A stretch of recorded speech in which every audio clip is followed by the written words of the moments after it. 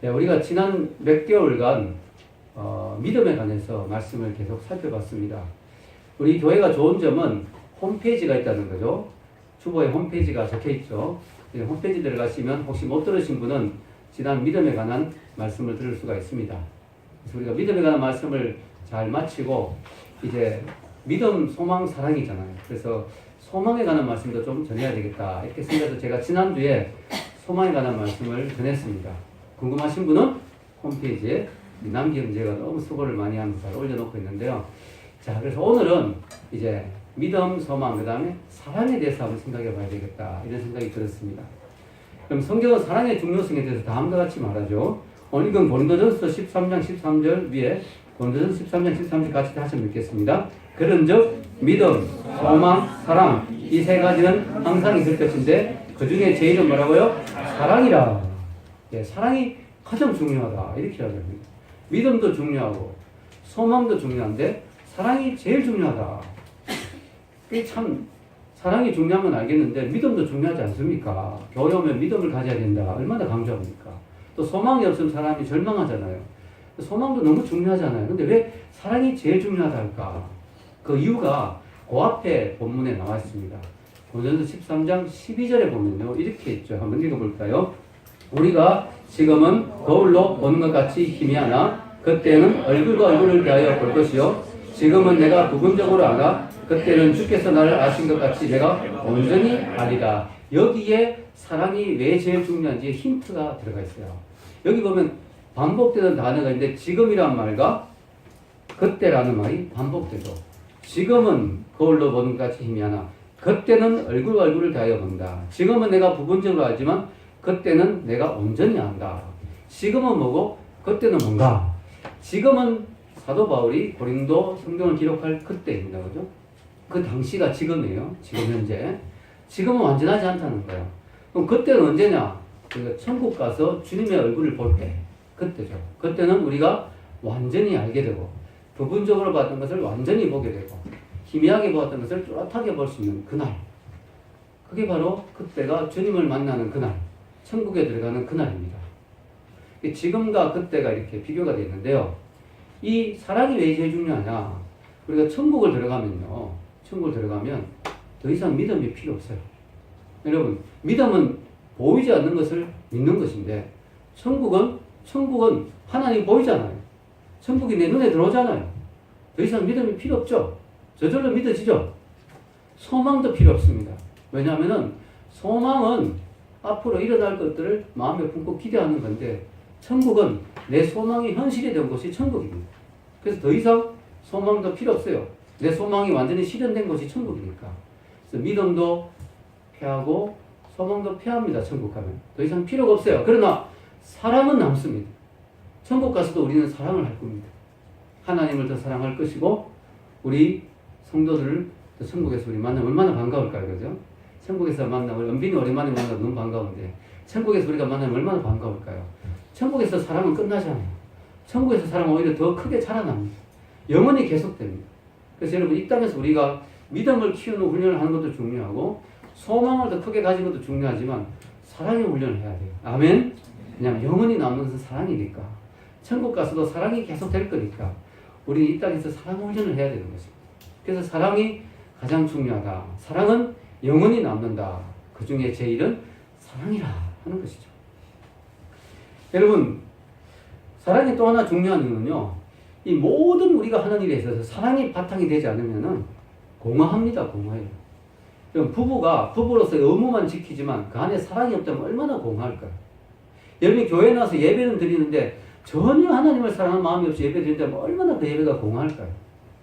여러분이 누군가를 데이트하는데 전혀 데이트하고 싶은 마음이 없고 사랑이 없는데 할 수 없이 데이트를 한다면 얼마나 그 데이트가 의미 없는 데이트가 될까요?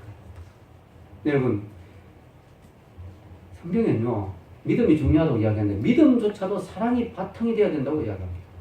여러분, 갈라디아서 5장 5절에서 6절 한번 읽어보세요. 여기 주보에 나와 있는데 여기 보면 믿음도 나오고 소망도 나오고 사랑도 나와요. 너무 신기하죠? 한번 읽어보겠습니다. 우리가 성령으로 믿음을 따라 의와 소망을 기다리노니 그리스도 예수 안에서는 할례나 무할례나 표력이 없으되 사람으로서 역사하는 믿음뿐이니라. 아멘. 자, 여러분, 여기 보면요, 믿음이 중요한데 이 믿음이 사랑으로서 역사해야 된다. 이렇게 나옵니다. 여러분 이게 왜 중요하냐면요. 소위 말해서 믿음이 있다고 하는 사람들 가운데 소위 말해서 믿음이 있다고 하는 사람들 가운데 사랑이 없어서 남에게 상처를 주거나 시험을 주는 사람이 얼마나 많은지 몰라요. 여러분 믿음이 좋다고 하는 사람들이 대부분 보면 능력이 있고 말빨이 세고 그죠? 파워가 있죠. 영향력이 있고 그러다 보니까 사람들에게 많은 영향을 끼치는데 사랑이 없이 믿음을 발동하면요 시험이 많이 됩니다. 시험이 많이 돼요. 믿음 때문에 믿음 좋은 사람들 때문에 상처 입은 사람들이 참 많습니다. 특히 보면 기도원 원장님 이런 분들 있잖아요.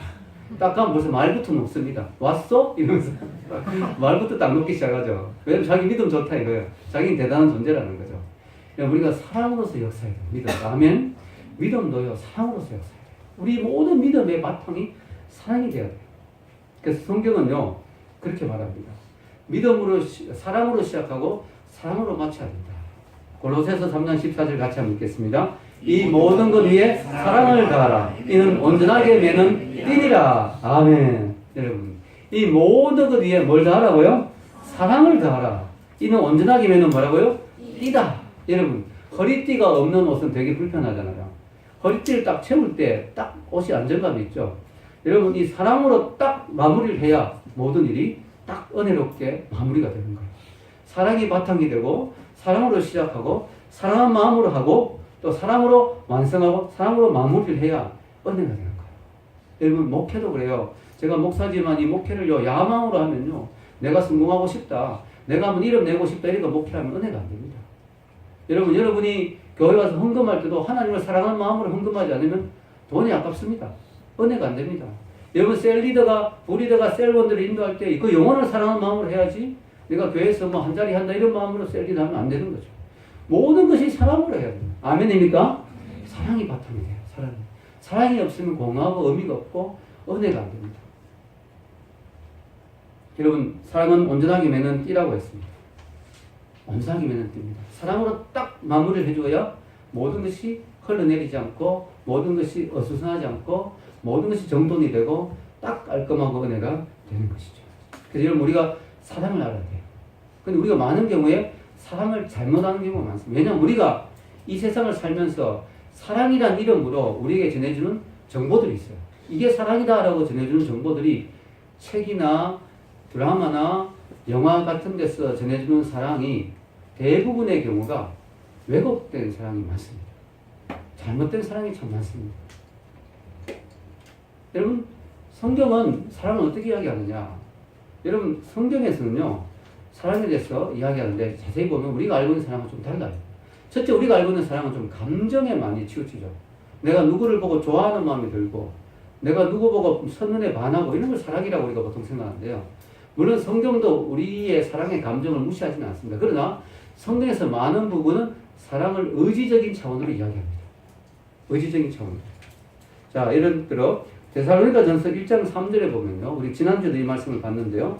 믿음과 사랑과 소망이 같이 나오는 또 구절이죠. 같이 한번 읽겠습니다. 너희의 믿음의 역사와 사랑의 수고와 우리 주 예수 그리스도에 대한 소망의 인내를 우리 하나님 아버지 앞에서 끊임없이 기억하미니 아멘. 여기 보면 믿음에는 역사가 있다. 우리가요 성경에 믿음의 역사를 많이 봤죠. 아브라함이나 우리 다니엘이나 믿음의 역사가 많이 났잖아요. 그리고 소망에는 인내가 있죠. 그래서 소망을 품으면 참고 기다릴 수가 있습니다. 참고 기다릴 수가 있죠. 예. 소망에는 인내가 있습니다. 그런데요, 중요한 것은 사랑에는 뭐가 있다고요? 수고가 있다. 사랑에는 수고가 있다. 오늘 설교 제목이 뭐예요? 사랑의 수고죠. 사랑에는 수고가 있어야 돼요. 사랑의 희생과 헌신과 수고가 있어야 돼요. 이것은 감정만으로 되는 게 아니에요. 내 의지력을 발동해야 돼요. 여러분, 사랑에는 수고가 따른다. 우리가 생각하는 감정적인 사랑만이 아니죠. 나의 의지와 노력과 헌신과 희생이 있는 거예요. 여러분, 특히 결혼 생활에는 이것이 반드시 필요합니다. 왜냐하면 결혼 생활에 사랑의 감정은 식는다 그러잖아요. 보통. 다행히 저는 아직까지 안 식었지만 식는다 그러잖아요. 식는다. 네, 여러분. 네, 제가 왜 안 식은지 아십니까? 제가 결혼하기 전에 이런 기도를 했어요. 집사람 만나기 전에. 하나님, 살아가면 살아갈수록 좋아지는 자매를 만나게 해주시옵소서. 제가 그렇게 기도했거든요. 그래서 다행히 아직까지는 안 식은데 보통은 결혼하고 한 3년 지나면 눈에 찌짐이 벗겨지고 귀에 꽂혔던 떡볶이가 빠진다 그러잖아요. 그죠? 자, 우리가 한 3년쯤 지나면 사랑이 식습니다. 그때부터는 내 의지적으로 이 사람을 사랑하기 위해서 내가 노력해야 돼요. 헌신해야 돼요. 여러분, 우리가 뭐 집에서 빨래하고 청소하고 설거지할 때 막 남편의 이 아름다운 옷을, 이 사랑한 남편의 옷을 빠니 너무 행복하다. 이래가 빠진 자매가 많이 있을까요? 그런 주부가 많이 있을까요? 내가 해야 될 일이니까 의무적으로, 노력하면서 의지적으로 하는 거죠. 그러니까 거기도 하나님 주신 은혜가 있죠. 우리가 사랑에는 노력과 수고가 많이 필요하죠. 그래서 여러분 성경은 분명히 말하죠. 요한일서 3장 18절 읽겠습니다. 자녀들아 우리가 말과 혀로만 사랑하지 말고 행함과 진실함으로 하자. 자, 여러분 행함과 진실함으로 하자. 행해야 된다는 거죠. 만약 하나님이 천국에서 우리에게 말로만 사랑했다면 어떻게 될까요? 얘들아 내 너희들 정말 사랑하거든. 말로만 하고 계셨으면 우리가 구원받지 못했겠죠. 하나님은 행했잖아요. 사랑의 수고를 하셨잖아요. 여러분 고린도전서 13장에 보면요. 또 사랑은 이렇게 자기의 유익을 구하지 않는다고 이야기하죠. 13장 4절에 7절 한번 읽어보겠습니다.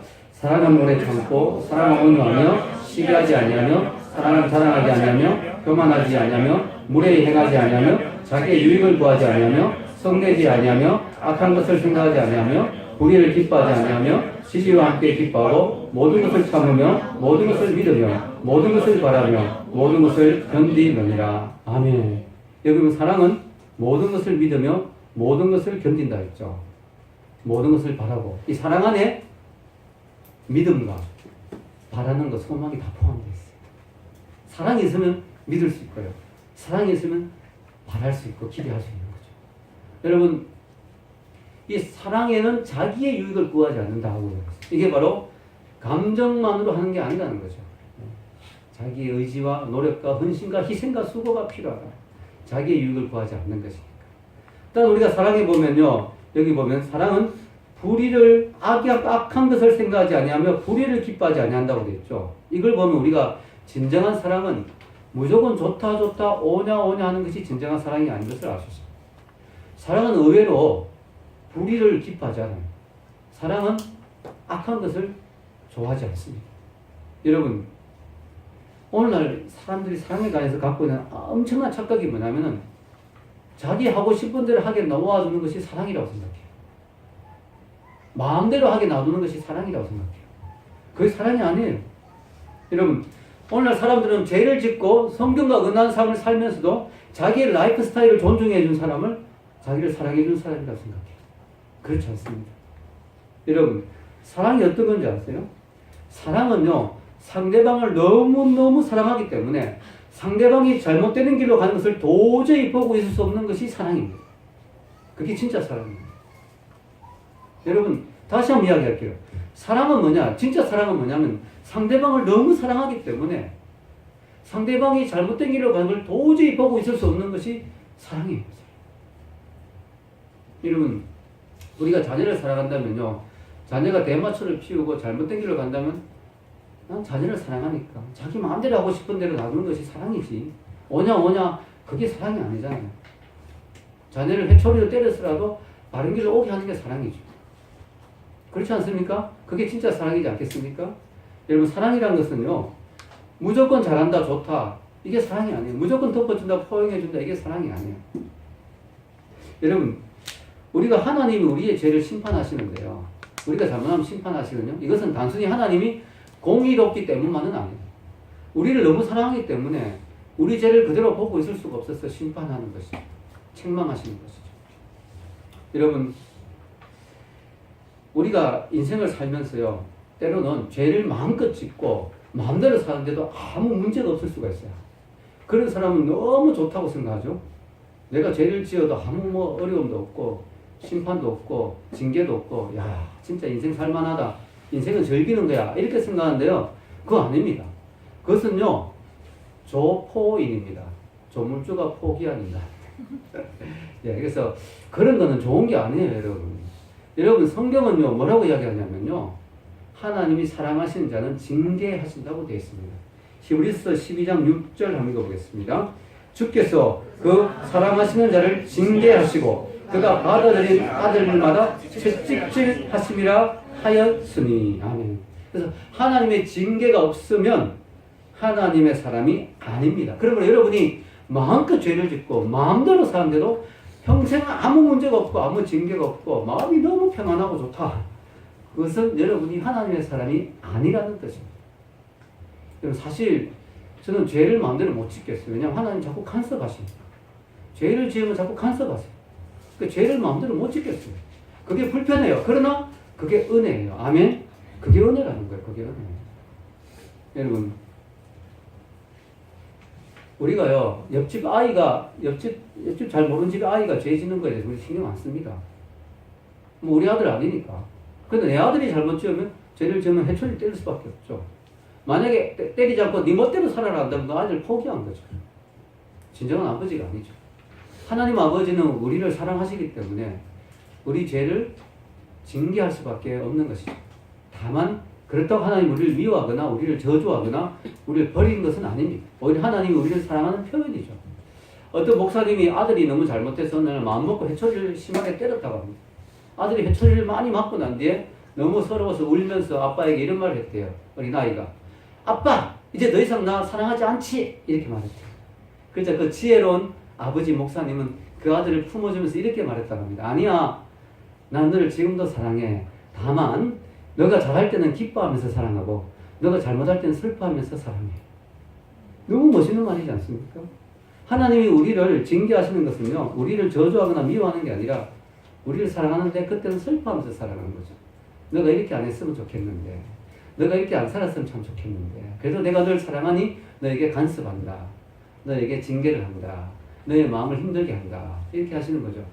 자, 여러분, 하나님 안 믿는 사람 중에는요, 자기 마음대로 살다가 정말 세상에서 누릴 거 다 누리다가 죽는 사람이 있어요. 그런 사람 보면 되게 부럽게 생각할 수 있어요. 야, 저 사람은 하나님도 안 믿는데 저렇게 많은 걸 누리고 인생을 즐겁게 살다가 감기 한 번 안 앓고 저렇게 편하게 살다가 죽는구나. 물론 감기 안 앓진 않겠지만 큰 병 하나 안 앓고 저렇게 누리다가 죽는구나. 참 저 사람은 복이 많다 싶지만 안 해요.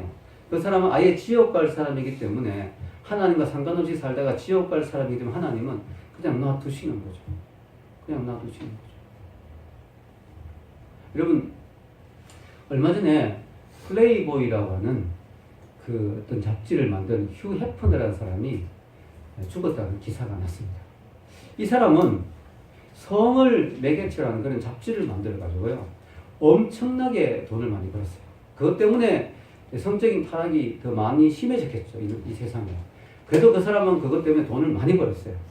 그리고 평생 부자로 살았습니다. 그리고 본인 말로는요, 평생 2,000명의 여자하고 잡았다고 합니다. 그리고 91세의 나이로 죽었다고 합니다. 형제들 가운데 약간 부러워하는 눈치가 있는데, 그거 아닙니다. 자, 여러분, 이 사람 이름이 참 신기하게도 참 재밌게 지었어요. 휴 해퍼너. 하나님이 그 사람 볼 때 어떻게 할까요? 휴, 너 해퍼다. 휴 해퍼너. 이래가지고. 자, 여러분, 하나님은요, 이 사람을 던져둔 거예요. 이 사람은요, 나쁜 짓을 하고 안 좋은 잡지를 만들어서 돈을 많이 벌고 부자가 되고 뭐 즐길 거 다 즐기고 뭐 큰 병 앓지 않고 91세로 무병장수하고 죽었는데 이게 축복이 아니고요. 하나님이 그를 버려두신 거죠.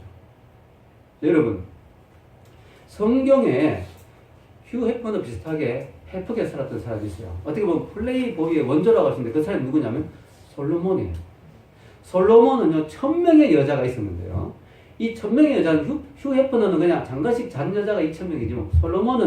솔로몬과 결혼해가지고 평생 다른 남자는 안 만나고 솔로몬 한 사람만 바라보고 살았던 여자가 1,000명이에요. 여기 적지는 않았지만 열왕기상 11장 3절에 보면 후궁이 700명이고 첩이 300명이다. 왕의 첩은요, 딴 남자 만나면 안 됩니다.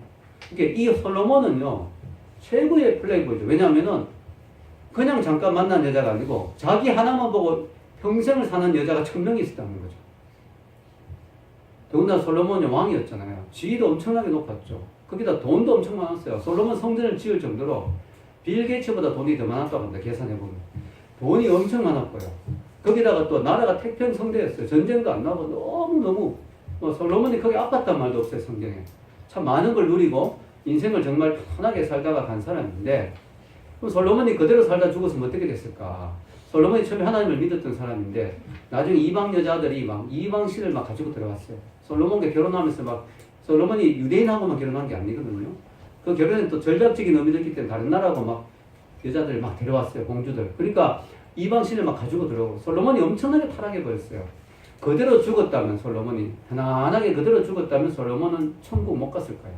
근데 성경에 보면 솔로몬이 노년에 기록한 책이 있는데 그게 전도서예요. 전도서에 보면 이런 말씀이 있습니다.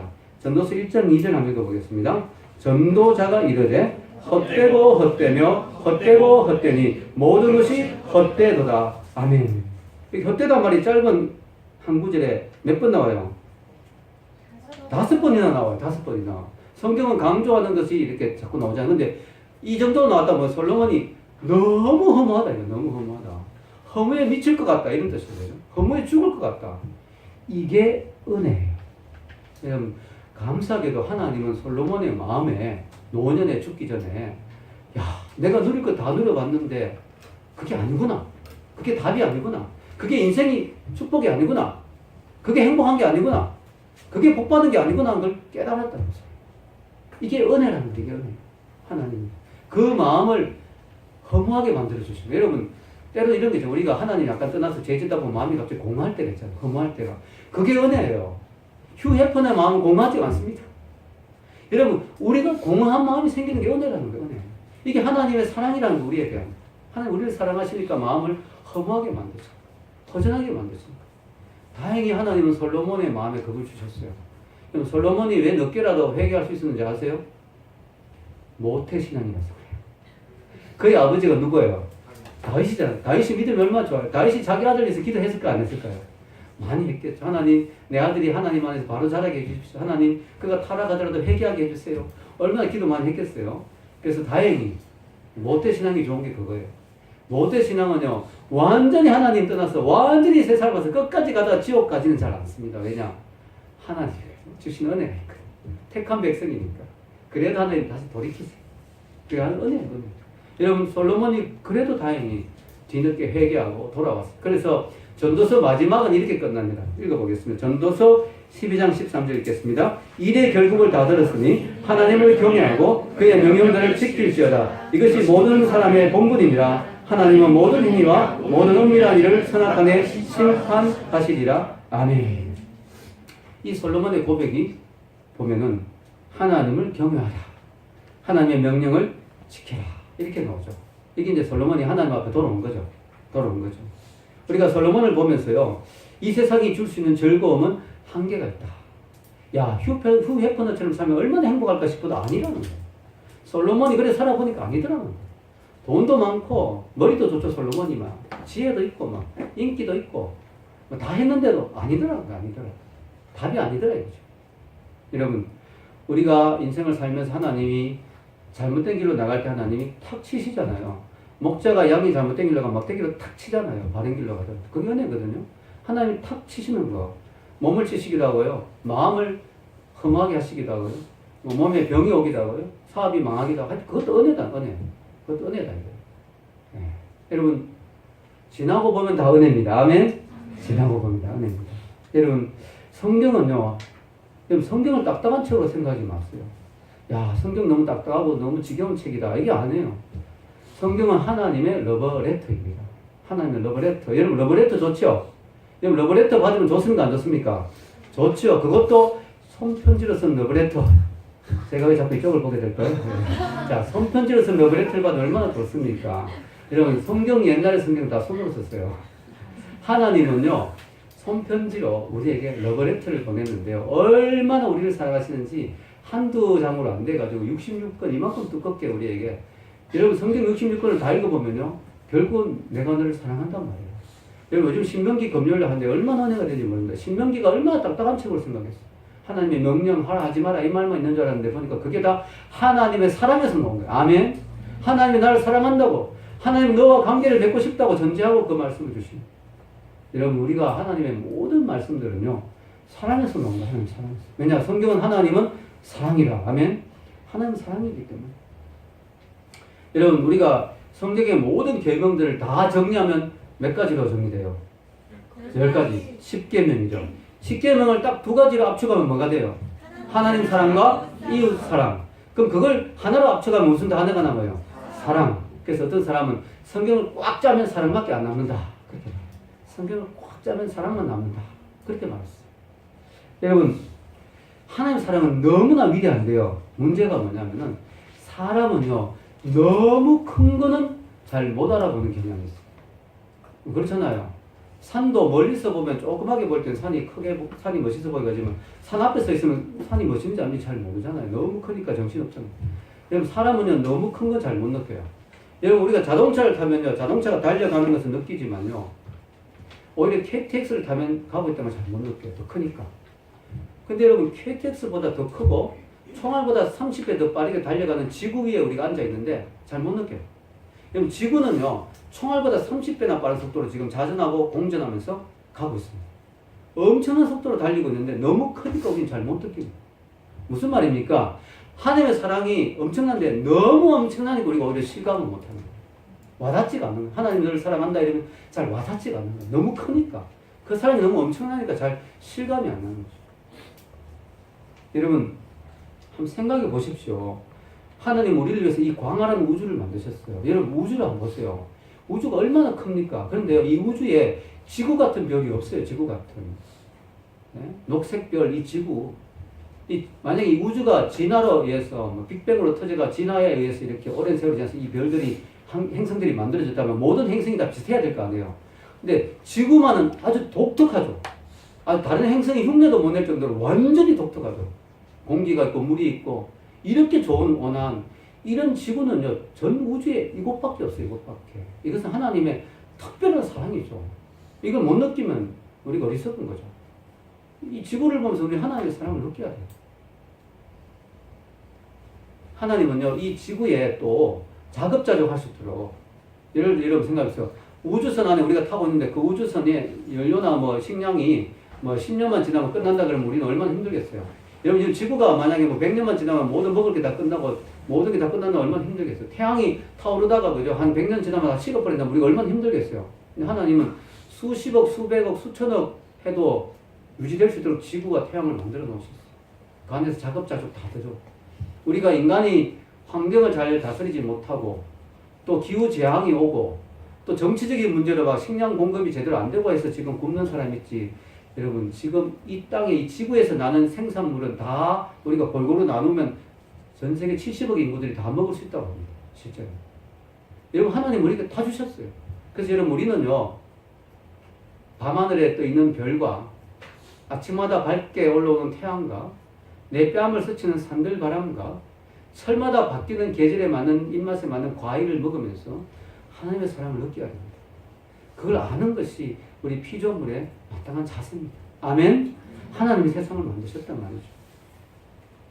여러분, 저는 언젠가 한번 기사를 보니까요, 부산인지 어디서 약간 아파트를 지었는데 아파트가 조금씩 기운대요. 피사의 사탑처럼. 그 사는 사람도 얼마나 불안할까요? 그게 기우니까 주위의 아파트들도 조금씩 기운대요. 그거 살면 얼마나 불안할까요? 근데 여러분, 그건 아주 예외잖아요. 여러분, 지금 이 세상에 아파트들이 얼마나 튼튼하게 서 있습니까?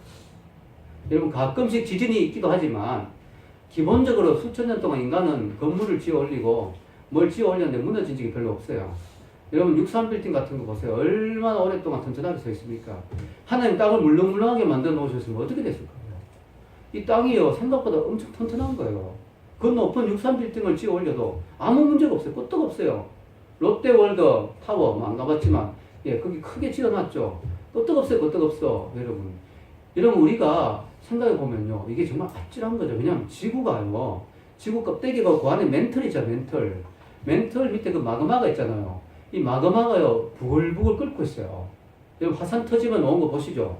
그 밑에가 얼마나 뜨겁게 막 부글부글 끓고 있어요. 거기다가 이게 움직이고 있어요. 또 밑에 막 지각들이 움직이고 있어요. 그 위에 아주 얇은 땅껍질이 있는 거예요. 땅껍질이. 계란으로 치면요, 계란 껍데기 같은 정도밖에 안 돼요. 지구 전체 크기에 비하면 이 땅껍질은 아주 얇아요. 거기에 우리가 집 짓고 농사 짓고 건물 짓고 아파트 짓고 하면서 지금 수천 년 동안 아무 문제 없이 살아온 거예요. 하나님은 은혜죠. 하나님 지켜주시니까 그렇게 되는 거죠. 하나님의 신실하심. 이 모든 것이 하나님의 신실하심. 여러분, 그런 하나님의 사랑을 우리가 느껴야 되죠. 이런 태양이 조금만 더 가깝거나 조금만 벌어도 우리는 얼어 죽거나 타 죽죠. 딱 적당한 크기. 여러분 산소가 우리가 많으면 좋을 것 같죠? 산소 많으면 좋잖아요. 아니, 지금 산소가 한 21% 정도인데 산소가 25%까지 올라가도 금방 불이 붙어버립니다. 뭐 조그마한 불이 붙어버려요. 사방에 불나서 정신없어요. 요즘 캘리포니아 불나서 엄청나거든요. 산소가 조금만 더 적어도 우리는 막 답답해서 죽어요. 딱 맞는 정도로 하나님 딱 그냥 지구 크기도 딱 맞게 하여튼 모든 것이 너무나 정확하게. 저는 그래서 이 지구와 우주의 모든 걸 연구한 사람들은 뭐래요? 이 지구가 인간이 살 수 있는 이 정도의 모든 조건을 갖추기는 우연히 되기에는 정말 불가능하다. 마치 면도날 위에 올라서 있는 것 같다. 이렇게 기타 튜닝 하듯이 이렇게 정확하게 튜닝되어 있을 수가 없다. 미세 조정이라는 미세 조정. 이렇게 조정되어 있을 수가 없다. 이거는 우연이라고 말할 수가 없다. 이걸 보면 하나님의 사랑을 느껴요. 그러나 그것만이 아니라 더 큰 사랑이 있죠. 하나님 더 큰 사랑이 뭐예요? 바로 자기 아들을 주신 사랑이죠. 자기 아들을 주신 사랑. 여러분, 오늘 성경에는 사랑에는 뭐가 따른다고요? 수고가 따른다. 여러분, 하나님은 천지를 만드실 때도 수고를 별로 안 하셨어요. 말씀으로 만드셨어요. 빛이 있으라 하니까 빛이 생겼어요. 육지가 있으라 해도 육지가 생겼어요. 하나님은요, 천지 창조도 그렇게 쉽게 하셨는데 인간을 구원하는 데는 너무나 수고가 드는 거예요. 너무나 수고가. 원래 처음 만드는 것보다 만들어 놓고 고치는 게 더 힘들어요. 고장난 거 고치는 게 더 힘들어요. 어떡해요. 여러분, 하나님이 말씀만으로 세상을 만드신 그 하나님이 인간을 구원하기 위해서는 인간의 몸으로 오셔야 했어요. 동정녀인 마리아의 몸에 남자 없이 임신을 해서, 성령으로 임신을 해서 인간의 몸으로 예수님이 오셔가지고, 예수님이 하나님이거든요. 오셔가지고 33년을 샀어요. 그래가지고 십자가에 못 박혀서 처참하게 피를 흘려 죽음으로 인간의 죄를 용서하고 인간을 구원할 수 있는 하나님이 사랑의 수고를 하셨어요. 여러분, 사랑에는 수고가 있는데 하나님은 엄청난 사랑의 수고를 하셨다는 우리를 위해서. 아멘? 사랑의 수고를 하신 거죠. 이걸 알아야 돼요. 이걸 알아야 돼요. 그래서 이게 우리가 소망을 가지고 있잖아요. 천국에 대한 소망. 이 소망이 진짜 소망이 된 이유가 하나님의 사랑의 수고 때문이에요. 우리가 많은 사람들이, 안 믿는 사람들이 기독교인들에게 당신들은 뭐 이렇게 행복합니까? 예, 저희들은 구원을 받았거든요. 저희들은 천국이 있거든요. 야, 무슨 천국? 말장난하지 말라고. 무슨 어려먹을 천국이야. 이렇게 말할 수 있겠지만요. 아니에요. 여러분, 우리가 천국을 소망하는 이유가 근거가 있어요. 하나님의 사랑이 있기 때문에. 사랑의 수고를 해주셨기 때문에. 로마서 5장 5절 읽겠습니다. 시작. 소망이 우리를 부끄럽게 하지 아니하면 우리에게 주신 성령으로 말미암아 하나님의 사랑이 우리 마음에 부은 바 되느니. 하나님의 사랑을 우리는 느꼈어요. 하나님의 사랑을 우리는 경험했어요. 그래서 우리는 소망을 가질 수 있는데 그 소망이 진짜 소망인데 그 사랑이 어떤 사랑이냐? 그 밑에 나오죠. 로마서 5장 6절. 우리가 아직 연약할 때 기약대로 그리스도께서 경건하지 않은 자를 위하여 죽으셨도다. 죽어주셨다. 예수님이 우리를 위해 죽어주셨다. 여러분, 우리가 소망을 가지는 이유가 하나님이 십자가에서 죽어주심으로 우리에게 천국을 약속해 주셨기 때문에 그 사랑을 우리가 경험했기 때문에 우리는 우리 소망이 진짜 소망인 것을 확신할 수가 있는 거예요. 왜 하나님이 우리를 위해 죽어주셨을까요? 성경은 하나님은 사랑이다라고 되어 있습니다. 하나님의 속성이 사랑이기 때문에 우리를 만드셨어요. 사랑의 대상으로. 또 하나님의 속성이 사랑이기 때문에 우리를 위해 죽어주셨어요. 우리를 너무나 사랑하셨어요. 너무나 감사하죠. 여러분, 이런 놀라운 하나님의 사랑을 받았다면 우리는 어떻게 해야 될까요? 우리 인간의 반응은 어때야 될까요? 감탄하고 감격하고 감사하고 반응해야 되겠죠. 근데 놀랍게도 사람들 가운데는 이 하나님의 사랑에 반응하지 않는 사람들이 너무 많습니다. 너무 안타까운 이야기죠. 여러분, 우리가 인간을 분류해보면요, 동물로 분류할 수 있겠죠. 먹고 자고 뭐 하는 건 동물하고 비슷하죠. 우리 인간은요, 하나님의 형상으로 지음받았다고 했죠. 우리 인간이 동물과 다른 점이 하나 있죠. 그게 뭐냐면은 하나님 우리에게 영혼을 주셨기 때문에 하나님의 형상으로 지음받았기 때문에 우리 인간은 동물과 다른 점이 뭐냐면 하나님께 반응할 수 있는 존재다. 하나님께 반응할 수 있는 존재. 이 하나님의 사랑에 반응할 수 있는 존재가 우리 인간이라는 거죠. 근데 또 인간은 독특한 게 하나님의 사랑에 거부도 할 수 있는 존재가 인간입니다. 이 세상에서 유일하게 하나님께 불순종할 수 있는 존재가 인간이에요. 저 하늘의 별들도 저 바다의 파도들도 절대로 하나님께 불순종 못하죠. 하나님이 시키신 대로 다 하는데 인간만은 하나님께 불순종할 수 있는 존재죠. 왜? 인간에게 자유의지를 주셨으니까요. 여러분, 하나님이 우리 인간을 만드셨을 때는 자유의지를 주셨어요. 왜냐하면 사랑의 대상으로 만드셨으니까. 사랑에 대한 자유가 필요하니까. 자유의지를 주셨는데 그 때문에 우리는 하나님께 우리가 반응할 수 있는 존재지만 동시에 하나님을 거부할 수도 있는 존재예요. 여러분이 하나님의 사랑에 거부할지 그 사랑에 반응할지는 여러분이 선택하는 거죠. 근데 여러분 알아야 될 사실은요. 우리가 사랑을 중요하게 여기고 부모의 사랑, 남녀의 사랑 참 귀하게 생각하고 우리가 요즘 사람들이 다 그걸 추구하잖아요. 가요나 영화나 보면 다 사랑 이야기잖아요. 근데 여러분 알아야 될 사실은요. 진짜 사랑, 위대한 사랑, 하나님의 사랑을 알아야 우리가 인간의 사랑도 제대로 할 수가 있어요. 우리 인간은요. 이기적인 존재이기 때문에 하나님의 사랑이 없으면요. 우리 인간의 사랑은 한계가 있다는 거예요. 사랑할 수 있는 게 한계가 있다는 거죠. 하나님의 사랑이 우리 마음에 부음바 되어야 그 사랑을 경험해야 우리는 넘치는 사랑으로 다른 사람을 사랑할 수 있는 줄 믿습니다. 우리는 사랑을 제대로 하려고 해도 반드시 하나님의 사랑을 알아야 돼요. 아멘입니까? 결론을 내리겠습니다. 저는 오늘 사랑의 수고라는 제목으로 말씀을 전했습니다. 사랑에는 수고가 따릅니다. 하나님은 그 누구도 따라올 수 없는 엄청난 사랑의 수고를 해서 우리를 구원하셨습니다. 그리고 우리에게 진정한 사랑이 무엇인가를 보여주셨습니다. 오늘 사람들은 사랑을 찾아 헤매지요. 근데 성경에 이런 말씀이 있습니다. 요한일서 4장 10절 읽겠습니다. 사랑은 여기 있으니 우리가 하나님을 사랑한 것이 아니요 오직 하나님이 우리를 사랑하사 우리 죄를 위하여 화목제로 그 아들을 보내셨음이니라. 아멘. 저는 이 말씀이 너무 좋아요. 사랑은 여기 있으니 우리가 그렇게 찾아 헤매는 사랑의 실체, 사랑의 본질, 오리지널 사랑, 사랑의 완성, 진짜 사랑이 여기 있다. 이걸 보고 다른 사랑을 하라. 이걸 모범으로 다른 사랑을 하라. 사랑은 여기 있으니 얼마나 좋습니까? 사랑의 여러분 모델이 뭔지 궁금하잖아요. 사랑의 모범이 뭔지, 진짜 사랑이라면 어떤 건지 알고 싶잖아요. 성경은 말하면 사랑은 이거다. 이게 진짜 사랑이다. 자기 아들을 화목제로 우리에게 보낸 그 사랑이 진짜 사랑이다. 사랑이 여기 있다고 말하는 것이죠. 여러분, 제가요 십자가를 가지고 책을 쓴 사람 아닙니까? 맞죠? 다시 보는 십자가. 근데요, 이 말씀을 준비하면서 어젯밤에 깨달았어요. 아, 이거구나! 이거였구나! 뭔지 아세요? 제가 깨달았는 게. 요즘 젊은이들이 뭐가 유행입니까? 결혼하기 전에 프로포즈가 유행이잖아요. 프로포즈. 제시 경제는 또 교회에서 딱 프로포즈를 해가지고 많이 멋있게 했는데. 여러분, 프로포즈가 유행인데, 십자가가 하나님의 프로포즈였어요. 내가 너희를 이만큼 사랑한다. 너희들 나를 받아주겠니? 너희들 내 사랑을 받아주겠니? 이게 예수님의 프로포즈였어요. 프로포즈. 이게 십자가가. 제가 그걸 깨닫고 깜짝 놀랐어요. 어젯밤에. 내가 십자가에 대해서 책까지 쓰는 사람이 왜 이걸 몰랐을까?